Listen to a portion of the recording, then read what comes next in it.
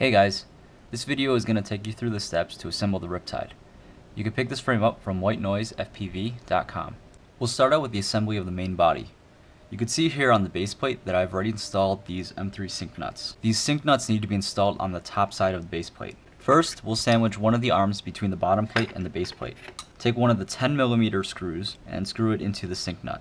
Make sure the cutout is towards the front of the frame. Then repeat it with the next three arms. Next, take the 25mm standoff and the 12mm bolt and thread that into the hole, and this will secure the arm from moving. Now we'll add the PDB. As you can see here, this PDB already has two regulators installed. You'll need Pololu 1A regulators. Now the Pololus sit right in the slot, right on the base plate, so the regulator can sit lower instead of raised off of the carbon. You want to take your M3 bolts and thread it through the bottom so it sits under the bottom plate. Next, you're going to add one of the smaller 006 O-rings over that bolt and then place the PDB on top of that. Now the O-ring allows the PDB to sit as low as possible without touching the carbon fiber, because if it touches the carbon fiber, the PDB might short out. For now, we're going to put some standoffs on here just to hold the bolts, but you're free to build the stack however you want. Alright, next we'll do the camera mount. So here I have the HS1190 case and an HS1177 case. Now the 1177 has a one-hole mounting system, whereas the 1190 has two, or one if you use the other case. This frame can support both of those. So the 1177 fits in this center slot here, and it has a little bit of room so you can bring it forward or back. Or the 1190 case here uses the bottom and top holes and allows you to set and adjust your camera angle. We'll take the 008 O-ring and place that over the hole on the top side of the camera. Then we'll take the side plate and place it over that and insert the screw. The O-ring will add friction to the camera to keep it in position. Then insert the bottom screw and repeat the steps on the other side. Make sure the O-ring sits nicely between the camera case and the carbon fiber. If it doesn't, you can kind of work it back and forth in order to get it to sit right, and that's just to keep it so there's enough tension but not too much. Place the camera into the slots on the frame.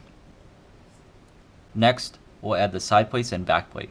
The Riptide kit comes with three different types of side plates: a center cutout, an offset cutout, and one with no cutout.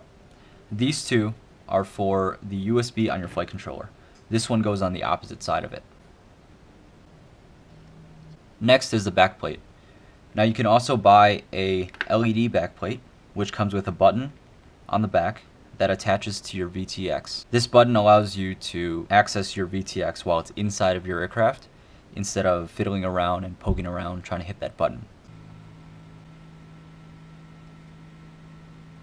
The LED plate also allows you to hard mount your XT60 directly to the plate, or if you don't want to do that, you can thread your wires through the holes and still use a battery pigtail.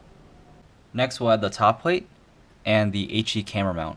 Now the HE camera mount is optional. If you would rather not run it, then you could just leave it off and put the top plate on with the screws. This is the back end of it, so place the camera mount through it, and it's TPU, so it should be flexible. So it should sit in there nice and snug. Take the top plate and fit the tabs into their slots. Take the 10mm bolts and thread them through the holes on the HD plate, and then place the washers over them. The washers are there only to prevent the carbon fiber from bending when tightening the screws. And that should complete your Riptide. Thanks for watching, guys. Make sure you check this frame out over at WhitenoiseFPV.com.